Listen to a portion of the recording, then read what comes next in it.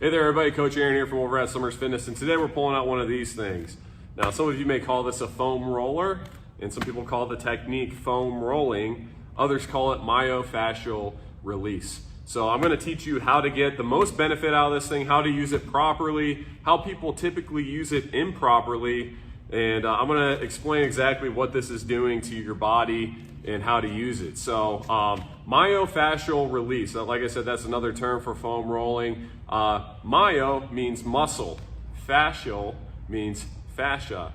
So when you put those together, basically it's working on the fascia that surrounds your muscle. Fascia is basically a sheath for your muscles, your bones, your nerves, your blood vessels, you name it, pretty much everything in your body. It helps provide structure, and it also helps reduce friction as things are moving around. It helps provide lubrication as you're moving around so you don't end up with a bunch of issues. Now, healthy fascia is supposed to be slippery and flexible. A lot of movement involved with that. Unhealthy fascia can become gummy, crinkled. It causes less mobility, tightness, soreness, all that good stuff. And how it becomes unhealthy is just through repetitive use, overuse, exercising a lot without taking care of it, poor posture, just day-to-day activity. So I definitely recommend pulling one of these out and doing some of these exercises, along with other stretches and other ways to give back to your body as well. But the reason why I wanted to talk about the fascia is because most people believe when you're foam rolling, you're actually stretching out your muscle, but technically it's not stretching out the muscle. It's relieving the fascia, it's creating a healthier fascia, giving it more blood flow, kind of breaking it up and causing it to be more mobile too.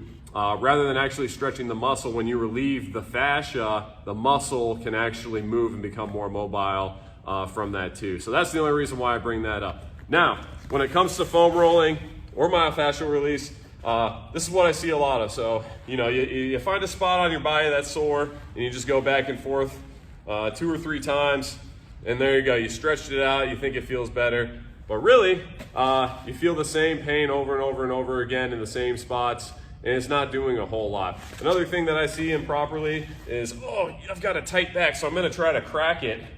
I'm gonna try to see if I can get a few cracks out of it. And I'm gonna explain to you at the end why not to do that. But first, I'm gonna show you the proper way to do this. So I recommend starting from the bottom and work your way up. Now, something that's important with this is to take it slow. So start at the very end of your calf on that Achilles tendon and slowly work yourself up to a point, and you want to provide pressure. So actually I like to lift myself up on the ground or off the ground so that there's more pressure coming down. If you want to add a little bit more intensity, you could cross your leg over as you're going up your calf. And actually this is kind of like an upper body workout at the same time.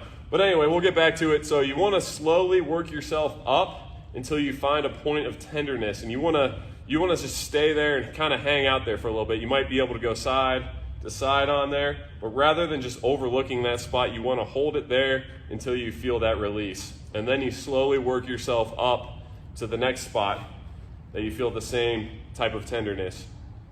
And it doesn't really hurt, I wouldn't say, but it is a little uncomfortable, so I will tell you, but you're going to feel so much better at the end. You want to find that spot that feels a little tender, and you want to hold it out there for about 30 seconds or even longer, but until you feel that release, and then you slowly start working yourself up. And basically you're going to do that with every muscle. So you're not just rolling back and forth like you're rolling out some dough or anything like that. You really want to work that muscle. So the calf is a common place that gets really tight that a lot of people want to use this. Also your hamstrings, your glutes, your quads, which some of these positions could get a little awkward, but it definitely helps out tremendously. So I'm going to demonstrate on a few other spots, like for instance my hamstring. So basically the same thing, start low, work yourself up, and for me it's right about there that I start to really feel the tightness. So I need to hang out here, maybe get a few little rolls in there, go side to side.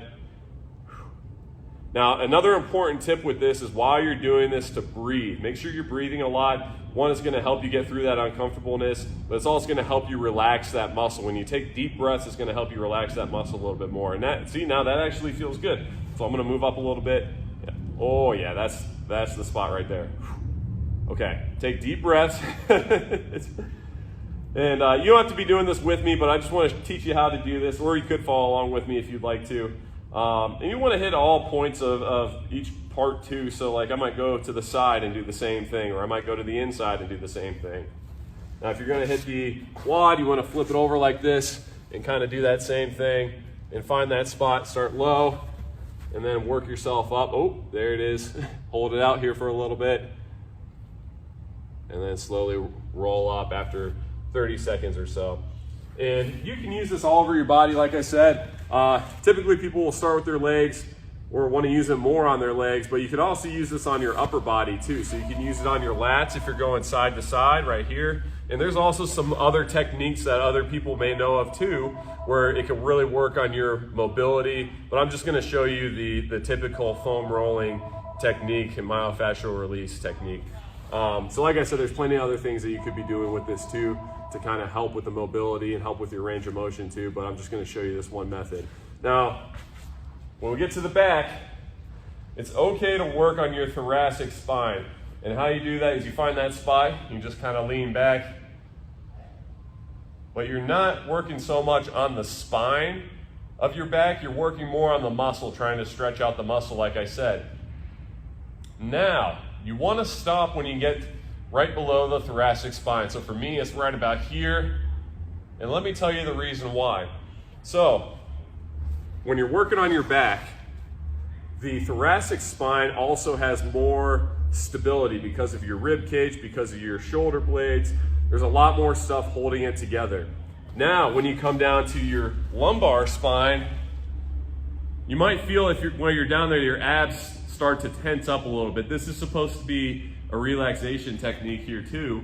But basically your lumbar spine has more of a curve this way. So since it's already curved that way, if you're already putting more pressure on that, then it could cause more compression on the spine in those areas too. And also, since there's not as much structure in those areas, there's just muscle here, muscle and spine basically. Your kidneys are there, your liver's there, and there's not as much protection on those organs too. And it could actually cause more harm than good when you're working on that spot. So I always preach to stay away from doing that on your lower back because of those reasons. And typically, low back pain is not caused from your lower back. Typically, it's caused from hip flexors, glutes, those types of things. So instead, why don't you try foam rolling your hip flexors and working on those in your glutes, and that might actually help relieve some of your low back pain and pressure and do stretches on those parts as well. So that's basically the gist of it, how to foam roll. Start slow, work yourself up to a point where you feel that tension, hold it there for about 30 seconds, and then keep rolling yourself up. And like I said, you want to breathe quite deeply through that too. You want to take it nice and slow. You don't want to go fast, and also stay away from that lumbar spine while you're doing it too, and work on some of those other areas as well. Like I said, this is just one technique you could use with the foam roller. There's plenty of other different things that you could do to work on your range of motion, but there's many different benefits to this. You're gonna feel a lot better. One step that you could take is start doing this 10 minutes a day, that's all, and you're gonna start to feel pretty good. Also, here's another thing that I forgot to show you. I'm gonna take off my shoe here, and you could actually do this on your foot too. I know this is a spot for a lot of people that the fascia gets really tight and really inflamed. You actually do that on your foot. But there's plenty of other places you could do it.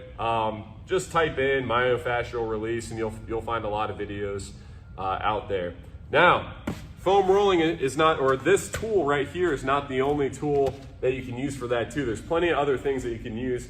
As I put my shoe on here, some people like to use a tennis ball to really find that trigger point, or a lacrosse ball even. And it might be a little bit more uncomfortable, but you can really pinpoint that spot and hold it there, and you're gonna feel a lot more. Also, there's these things. Look at this. I discovered this in here just a couple weeks ago. See how it pops out like that? You can put that under your leg and roll it up and down and find that spot and do kind of the same type of thing. You roll it out. There's another tool right here that's pretty much the same thing, but look at that.